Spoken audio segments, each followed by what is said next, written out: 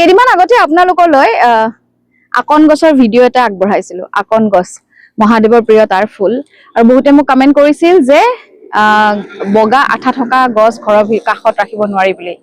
আজি আপোনালোকৰ এই আকন গছৰ আন এটা ৰেমেডি বিষয়ে জনাব বিচাৰিছো। আপোনালোকে জানিছিল নে নাই নেজানো, আগতে হয়তো শুনিছেও নাই শুনাও। যিসকলে শুনা নাই তেওঁলোকে কৰিব পাৰিব। যদিহে ঘৰত অবাধ্য ল'ৰা ছোৱালী থাকে, বিশেষকৈ কি হয় টিনেজাৰ্ছ বা কৈশোৰ অৱস্থাত আমাৰ ল'ৰা ছোৱালীবোৰক কথা শুনাবলৈ অলপ অসুবিধা হয়, বা সৰুৰ পৰাই বহুত জেদি থাকে, কথা শুনাবলৈ অসুবিধা হয়।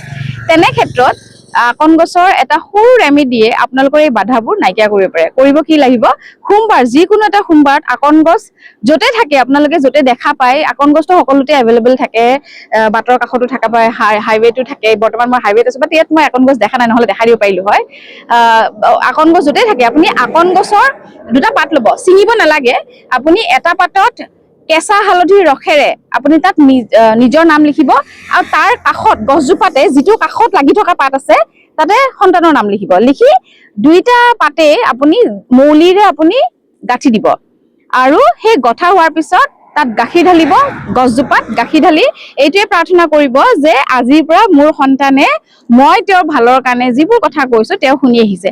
কাৰণ আমাৰ এইটো ক্ষেত্ৰত এই যে ৰেমেডিটো মাতৃসকলে কৰিব পাৰে, কিয়নো আমাৰ বুলি নহয়, একচুৱেলি মাক বাপেকতকৈ বেছি সন্তানৰ কাৰণে কোনেও বেছি ভাল ভাবিব নোৱাৰে।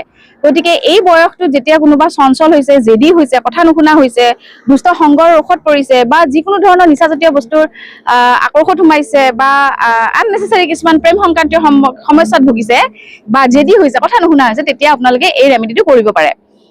একেবাৰে আকৌ এবাৰ কৈ দিছো, আপোনালোকে কেঁচা হালধিৰ ৰস লাগিব, আৰু যে লিখিলে হয়তো একচুৱেলি খুব বেছি ভাল যদি ডালিম গছৰ ঠানি ল'ব পাৰে, আৰু লগতে মৌলি লাগিব, আৰু আপোনাক লাগিব গাখীৰ।